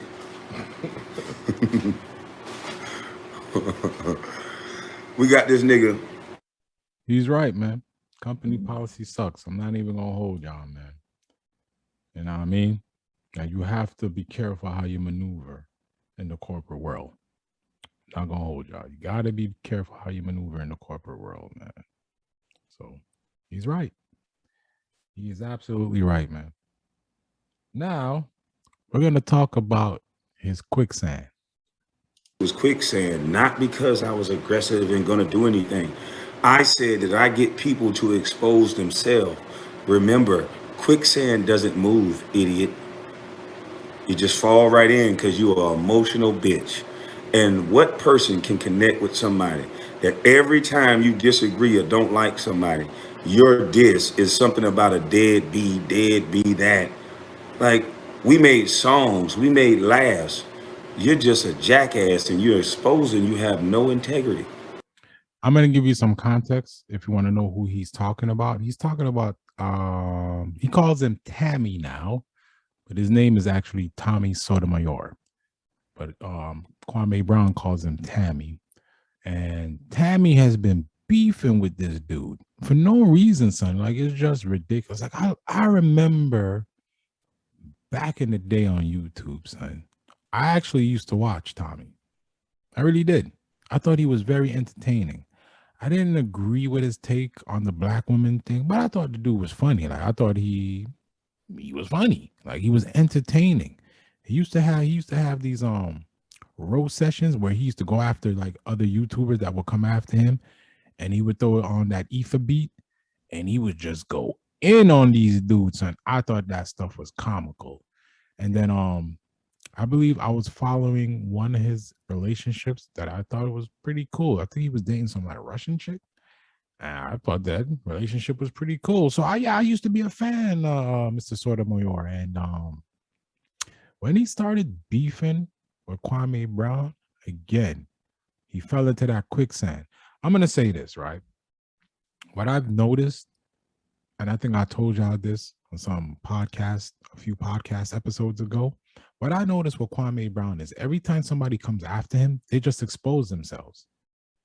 It's like God is like, up, you're not really you're not really showing the people who you really are. I'm gonna let my man Kwame Brown expose your dumbass. So God exposes these idiots, and then we all see them for who they truly are. So I got to see who Tammy really was, and it disappointed me, son. Like some of these dudes I used to follow because I thought they were entertaining, and then they fuck with Kwame Brown, and then Kwame Brown is such an intelligent dude. He lets them. It's like these dudes just come over here to Mr. Brown and they just expose themselves. He just let them fall into that quicksand, and he let us see the foolishness.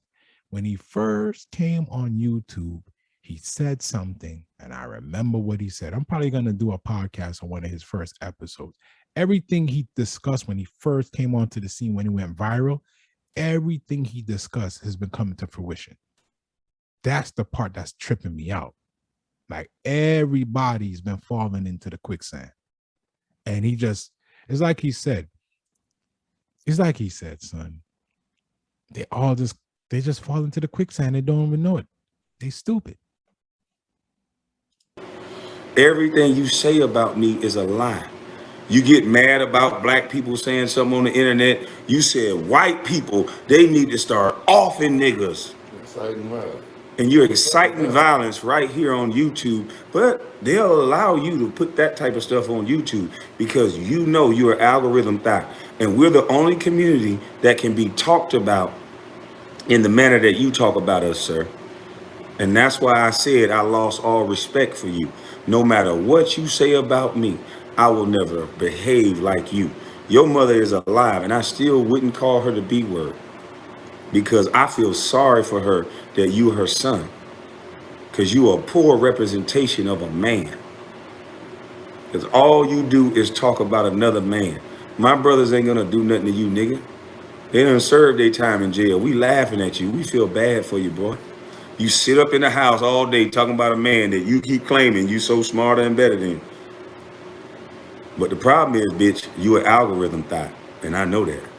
So hey, bitch, that's why I kept saying, come here, bitch, so much in my video last night. Because when you pause and play again, every time you stop talking, I want you to hear me say, come here, bitch. You algorithm thought you. Now, all for you, you little bitch boy, because nobody don't got time to talk about you all. I'm going to pause it right there. I'm going to play something else from this stream he did. If you hear the dude in the background talking, that's his brother. His brother's Scrooge. They call him, his nickname is Scrooge. Yo, his brother is funny. What I love about Kwame Brown and his family, son, they're so country. They're some country bumpkins, son, and I love it. I love them, that southern twang and just how he talk, and just a down-to-earth dude. You when you look at him, you wouldn't even think that this man is a millionaire. He is, but he carry himself so grounded, son. Like, he doesn't care for like the fancy clothes and the shoes and nah, son. His mind is on bigger things. But I just love his country style, son. Like, for real, be them country dudes, man. Not just the black dudes too. The white dudes too are funny, son. Like some country folks, they just laid back. I love it, son. I love it. But we're gonna play more of this video. We're not done yet. I've just been yeah, I'm gonna cue it up. Let me cue it up right here. We're gonna play more. We're gonna play more. You're gonna pause that video, and then you're gonna go over to OnlyFans and talk about me where you get the real juicy stuff out. And guess what? I still don't give a fuck.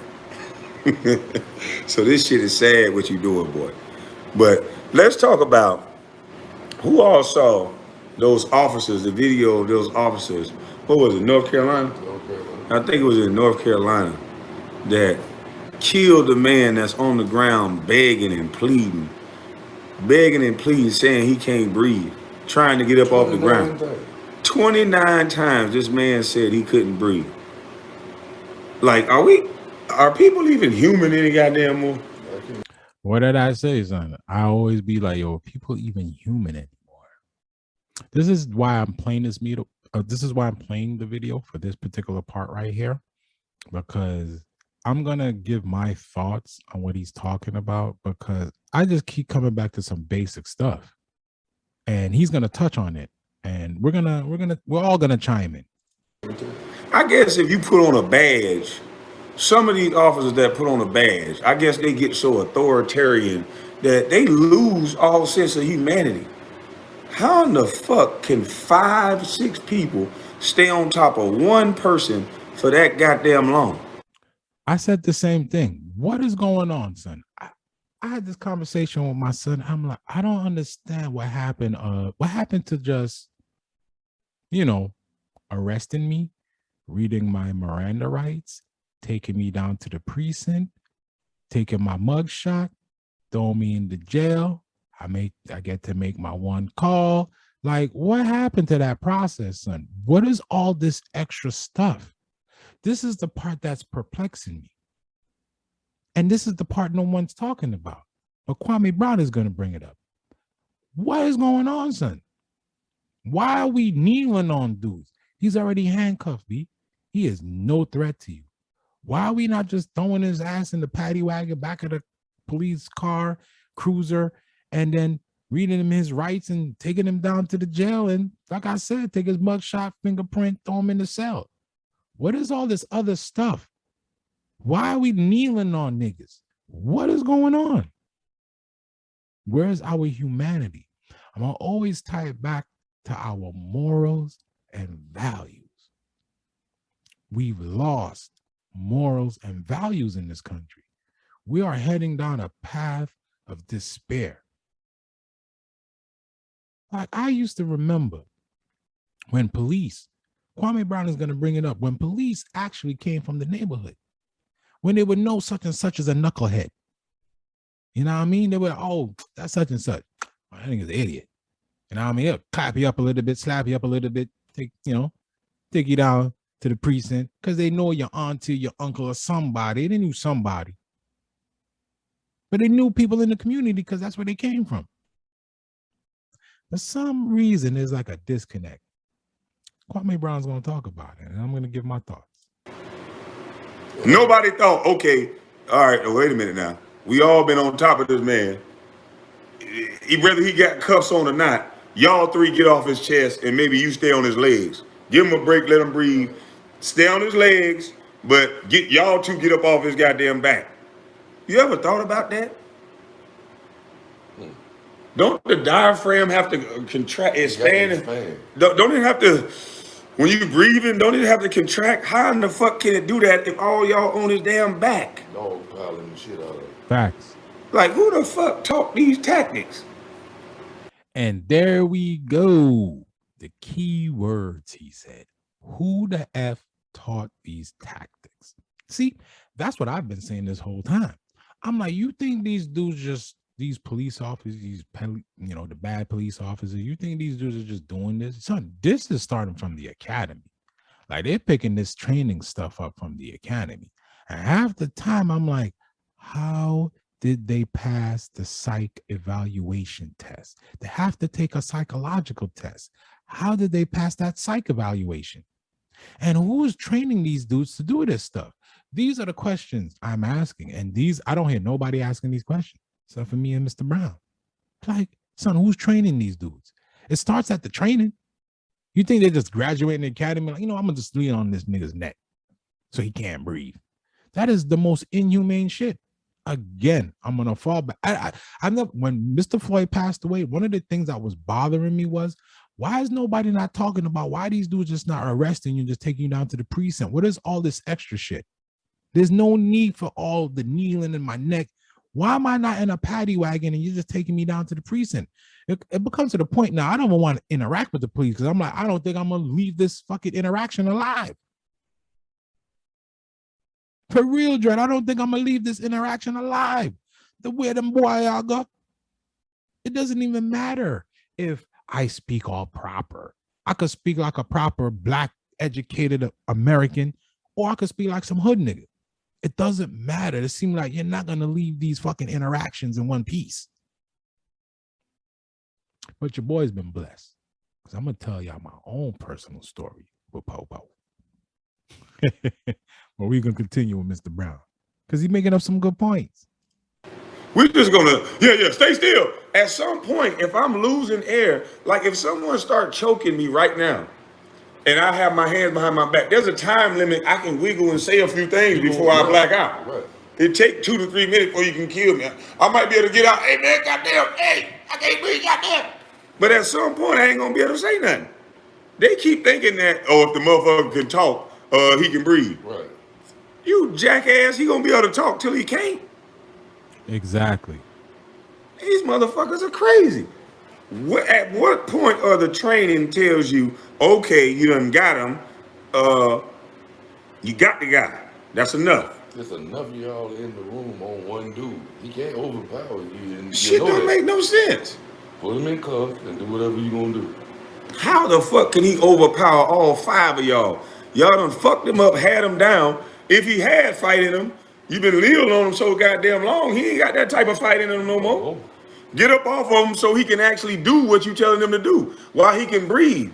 If you put a person into a fight or flight position where they're afraid, they're going to keep fighting because they're afraid. And it seems like they know that. They know that. We're just going to kneel, bitch, because if you think in your head, you think it's just natural. If I think I'm going to die, bitch, I'm finna fight. This shit don't make no sense. At some point, you done subdued the guy, you on his back. He might have had a bad day, he done bucked up at you. But at some point, y'all motherfuckers got to get off these people back. The fuck? Facts. I guess they ain't trained to know that if you keep kneeling on somebody's goddamn back while they trying to breathe with their hand behind their back, you're going to press them into the ground and they're not going to be able to contract and they can't breathe. Maybe they need to go talk to some goddamn medical professionals, because after George Floyd, we should all know this shit by now. So like, damn. You use that excuse talking about you wasn't trained properly. That's some bullshit. Not all these well-qualified police officers. You can't use paying them all these goddamn salaries that if I have a bad day, okay, shit happens in life. Yeah. And then you're gonna stuff me in the car. You stuff me in the car like I'm a fucking dog. No stuff me in the car like I ain't shit. All because of bad fucking day. So in America, you can't have a bad day no more. You better mind your goddamn manners. And when the police talk, you shut your goddamn mouth. That's what it's become. When the police talk to you, you got to shut your mouth now, son. You can't say nothing because they're not even doing the Miranda rights anymore. Y'all don't notice the pattern? They're not even trying to arrest you, son. They're trying to do some modern day lynching. It looks to me like these police officers are wilding out. And I like the cops, man. I really do, because I have a good feel story to tell about the police.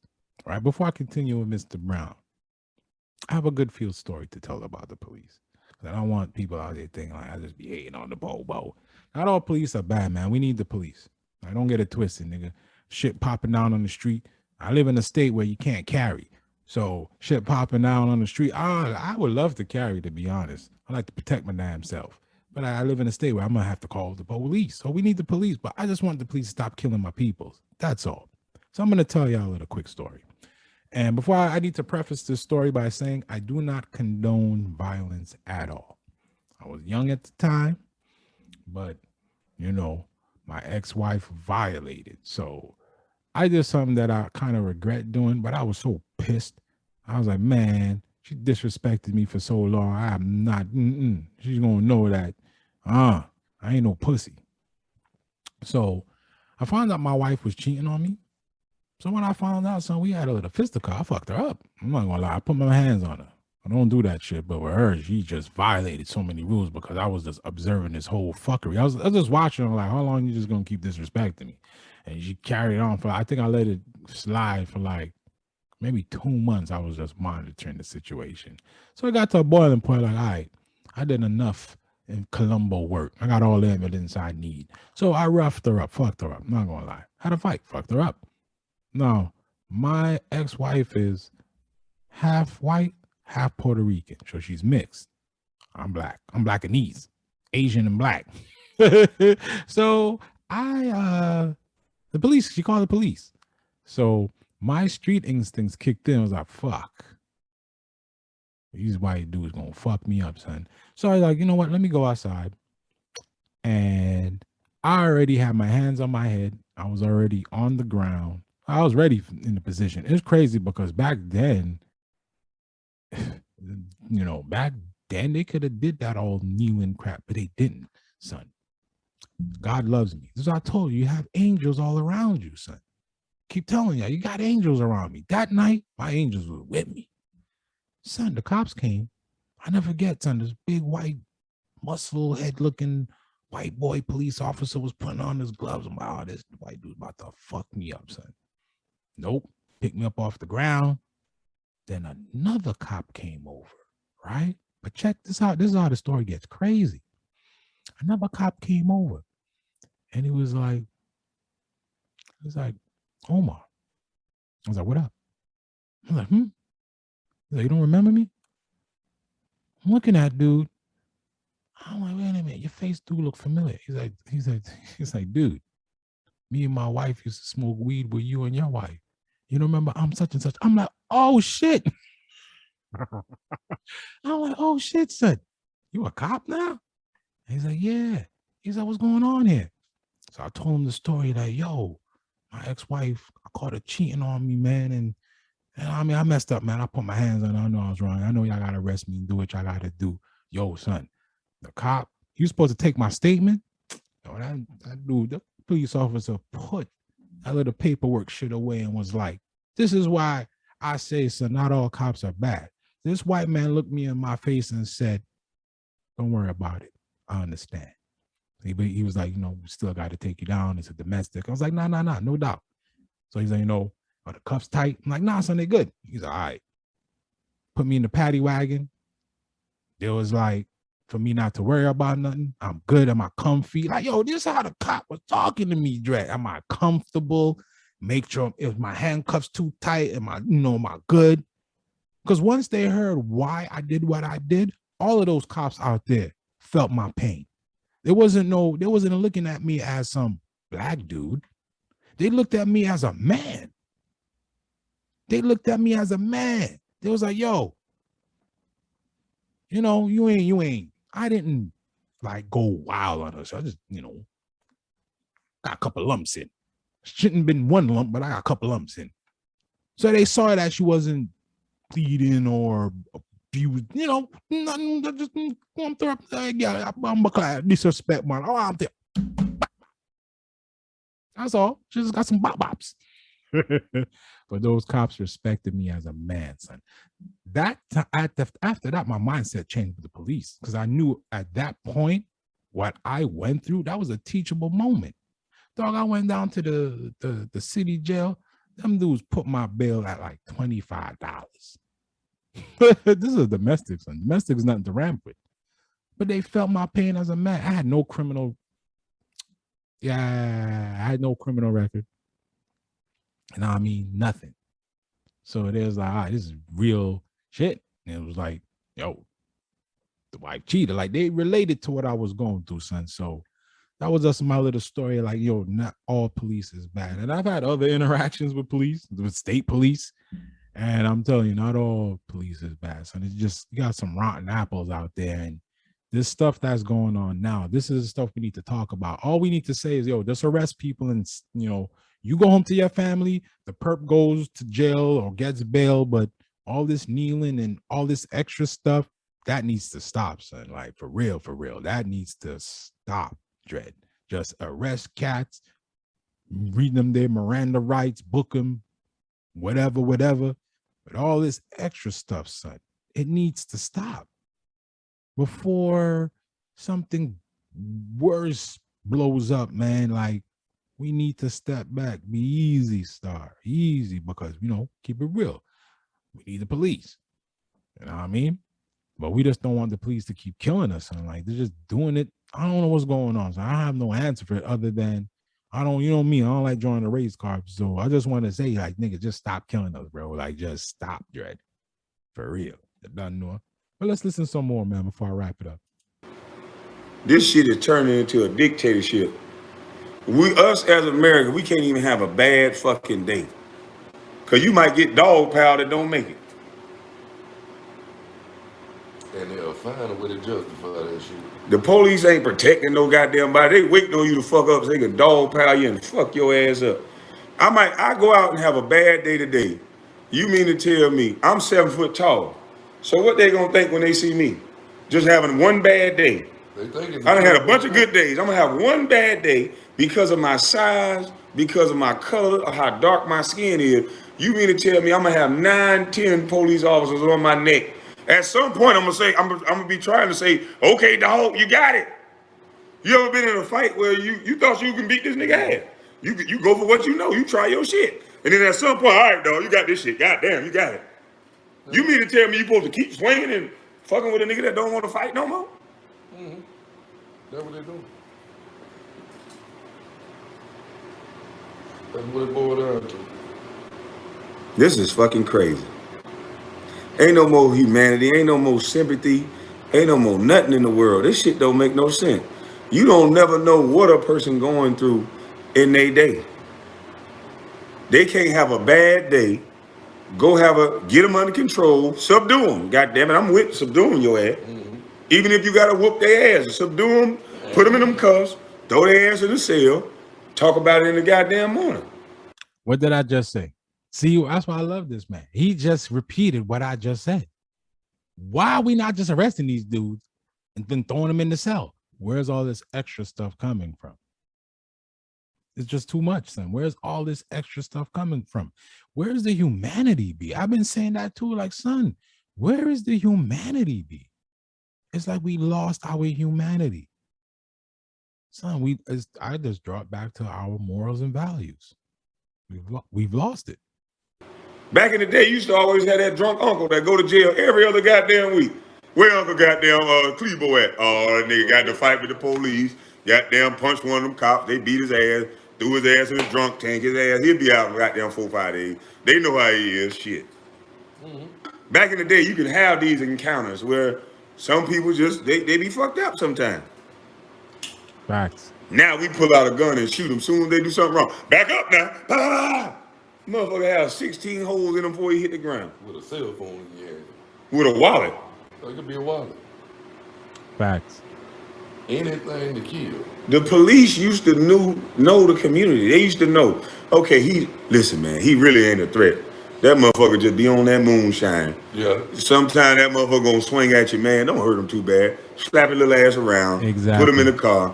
Let him go sleep it off. Take him, his grandma, a good woman. Just take him back to his grandma's house. Knew the community. Don't hurt him too bad. His grandma, a good woman.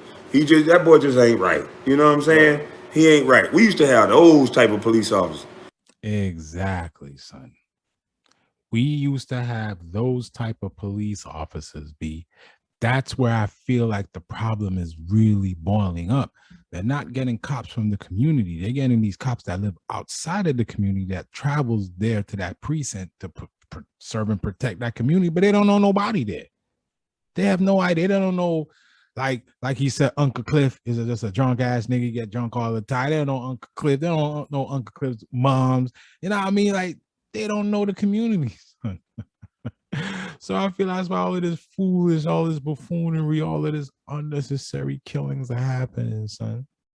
It's because there's a disconnect, Drake. But we shall continue. That knew everybody in the town. Now we got some militant, ex-military, combo, jumbo, gun shooting, gun toting, you fuck up, you dead in a moment ass motherfucking police officer. Mercenary. This shit don't make no sense. Mercenary. Don't let you have a mental ill son or something like that. Don't let him outside today. You have a mental ill son and he just can't understand the police screaming at him and pointing shit at him and he panicked. You have a mental ill son, it's over. It's over with. They not trained to deal with that. They just combat fucking ready. We they new combat experience. Yep. You get out of line in combat goddamn time. No hell no, screws. Yo, son, I'm telling you, son, this man is speaking pure facts. He just dropped so many gems, man. This is why I don't really watch TV, because when that George Floyd situation happened, I wasn't hearing this talk, and it was perplexing me. I'm like, man, I don't have a doctrine. I don't have all these degrees, but damn, son, it just kind of look really simple to me. Why we just not arresting niggas? Where's all this extra stuff coming from? I felt like, dude, I don't know. I felt like I've been like, I don't know, on another planet somewhere, and I came back to Earth and shit just got all crazy. Because I'm like, yo, son, why all of a sudden the police just keep killing my people? Like, what is going on? And it's always over like silly shit. And I'm watching these videos and I'm like, why is this perp not in the truck, in the cruiser? Why is this perp on the ground? That's the thing that nobody's answering, son. Why is the perp not in the cruiser on his way to damn jail to get booked? Why is the perp on the ground? Why is the cop? What's all the kneeling stuff coming from? Where did that become a thing? So yeah, these things are perplexing me. These are questions I would like answered one day. Hopefully pretty soon. You know, I'm tired of seeing my people suffer, man. It's getting nuts. But I'm almost done with Mr. Brown because he's dropping some gems and I don't really want us to miss these gems. So, you know, I'm going to play maybe this part right here. Play this part right here, and then we're going to wrap up the pod. Listen. You better have them go to that store, nigga, before goddamn they take all the groceries out the goddamn groceries. Hey, look here, the next election, we better be goddamn up there voting to take off kneeling 15, 16 motherfuckers, 6 people on a man back longer than 30, 40 seconds. We got to abolish that shit. Thank you. If your weak ass can't subdue somebody with 6 people within the first 45 seconds, you got to let them up and then restart, motherfucker. Learn how to fight. Not them well-trained motherfuckers. Yeah, you're supposed to be well fucking trained. Shit. The motherfuckers eat donuts all day. I hear you well trained, 5 people choking somebody to goddamn death. Man, there's some of them some bad motherfuckers now. I know some of them, but the ones that's bad motherfuckers, those are not the ones that's kneeling all on you for 35 minutes. They're gonna fuck you up, whip your ass, bend your arm back, lock your dumb ass up and say, hey, look, I didn't want to fuck you up like that, but you was acting a jackass. Right. Those the ones that you could be like, all right, man, I understand. Shit, yeah, I was acting dumb as fuck. You don't whip my ass, you got it. You know what I'm saying? You can learn from that shit. It's a teachable moment in that. You was drunk, or you was just high, or you was just acting dumb. You had a bad moment. You didn't think, and you got that ass whooped. That, like with my situation was a teachable moment, but the police didn't whip my ass. They understood where I was coming from as a man. And like I said, did not look at me as a black dude. They looked at me as a man because I told them the truth. Yes, I did. I put my hands on her because she was cheating on me, and she's been doing it for at least 2 months that I know of. Those cops felt my pain. Those police officers, for the first time, I was like, wow, son, they felt my pain. You know what I mean? But that's why I told you, son, God loves me.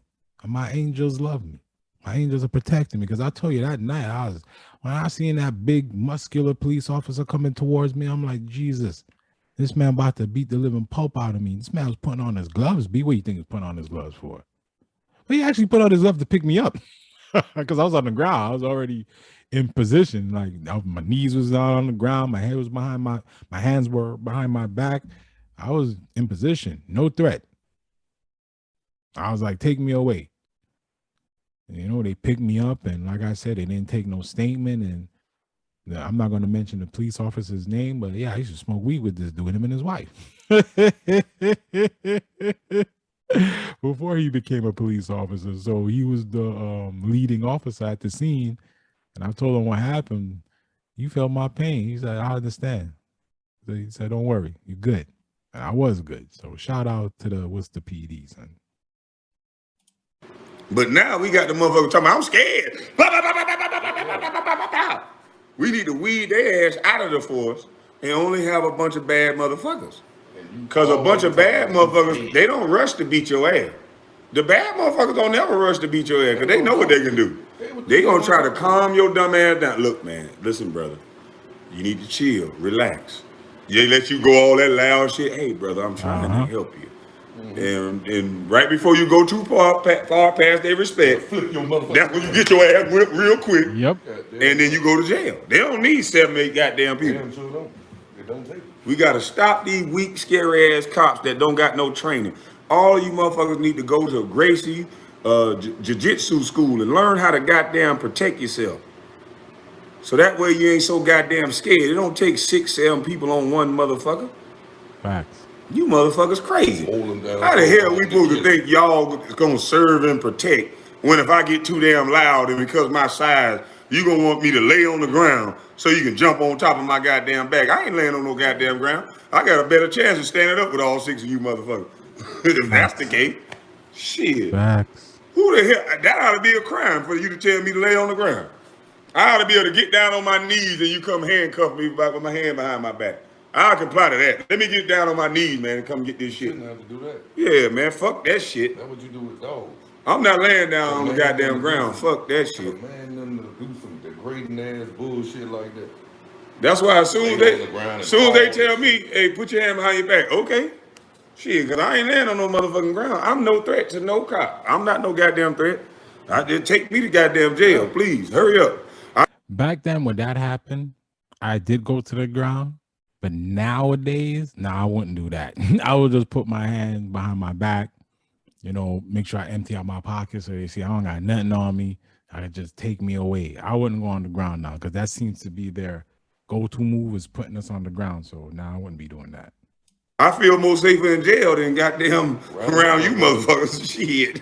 Fuck that. But some of them. Not all of them, because some of them cooler than motherfuckers. Exactly. That's why I balanced out his story with my story because I wanted to have people listen and know that not all police officers are bad, man. I got some good stories that I can tell with some police officers. It's the crazy ones we got to get rid of. The ones that shouldn't be cops. That them dudes should not have a badge or a gun. These dudes is crazy. These dudes is nuts. Because there are a lot of good officers out there, man, that actually take pride in their job and what they do. But there's bad apples. And those bad apples are making the whole force, look bad, son.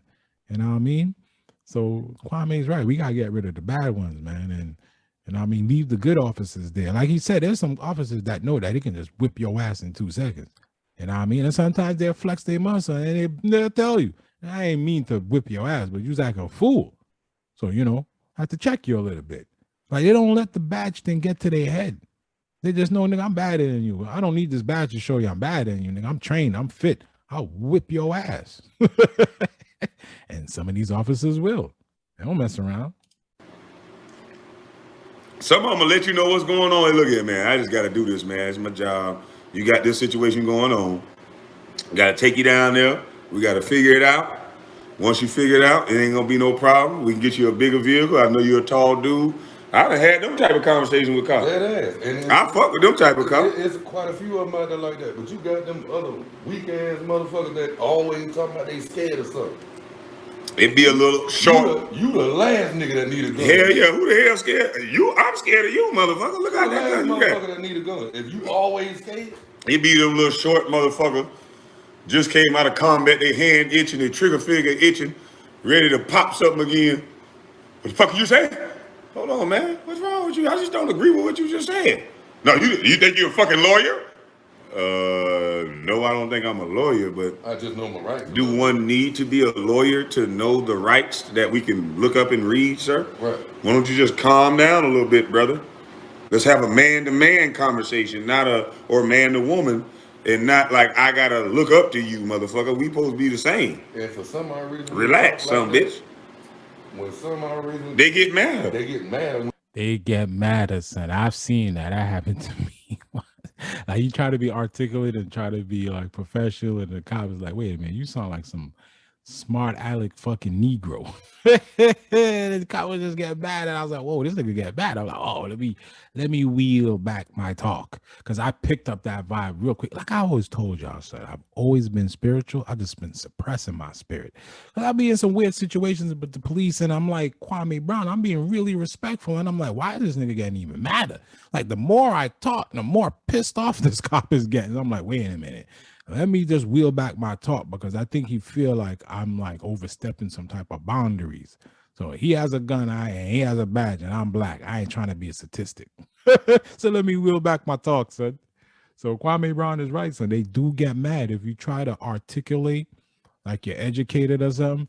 Some, not all, but some of these cops, they take offense to that, which is wild to me. When you talk like Yeah, who the fuck you think you are, attorney? No. We got Google now. Motherfucker, we can Google the rights. Some of us black motherfuckers still read a little bit. actually do read. Shit. Fuck ALU. You motherfuckers crazy. Yo, facts, son. I'm gonna leave it right there. He went on to talk about some more other things, but this pod has been going pretty long, and your boy's getting a little hungry, little hungry, and I want to wrap up the pod. I'm gonna wrap it up with this, man. It's been an eventful week this week.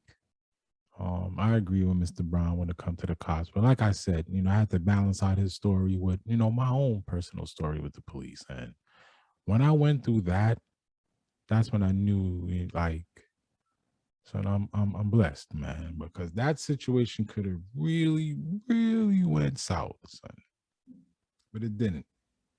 Thank God it didn't. And I was wrong for what I did. I believe I apologized to my ex-wife because I shouldn't have put my hands on. I should have just confronted her like I did, told her what she did was foul and shiesty and whatever, and then just bounced. But, I got caught up in my emotions. Men, never get caught up in your emotion as a man. Always try to think logically. If you ever feel yourself caught up emotionally, step back and say, you know what? I'm in my feelings right now. Let me get out of my feelings, then I'll come back to the situation and approach it in a logical manner. That's how I live my life now, right? I take emotion out of everything now. The minute I feel like I'm getting emotional, I'm taking a step back. I'm either calling my brother Ness, I'm calling Dudgy, I'm calling my moms. Shit, sometimes I even call my son. Yeah, nigga, I will call the young lion. You ain't too old. You ain't too old to learn. Trust. I will call. My son is very intelligent, son. Very smart. And we bounce shit off each other. Sometimes he'll be confused about some shit. Want to hear his old man thoughts. Sometimes, I'll have some questions about some things and I'll call my son. You know what I mean? Old teach the young teach the old, son. That's how it should always be.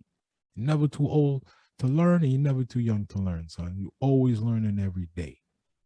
So yeah, my gem for the day, as a man, take emotions out of your fucking decision making. Excuse my French.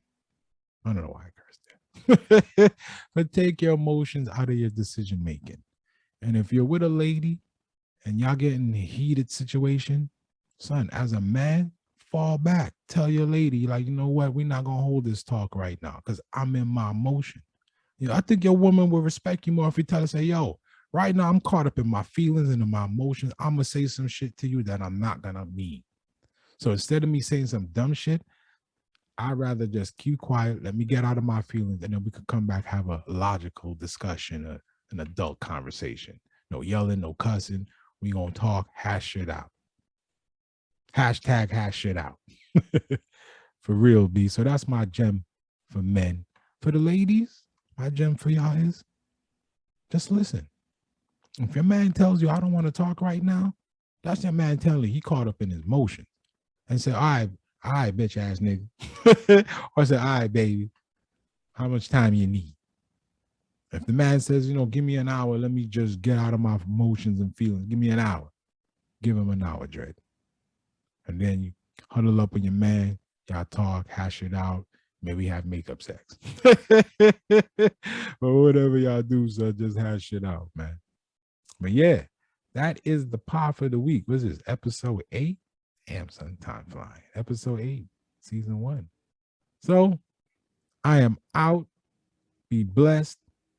You done know. I didn't even give my handles before I, catch me on IG at otny.tv. On Instagram, catch me on the tubes, YouTube at Our Thoughts Not Yours.tv. So yeah, that's the pod for the week. Y'all have a blessed week, a blessed weekend, a blessed day. Stay positive.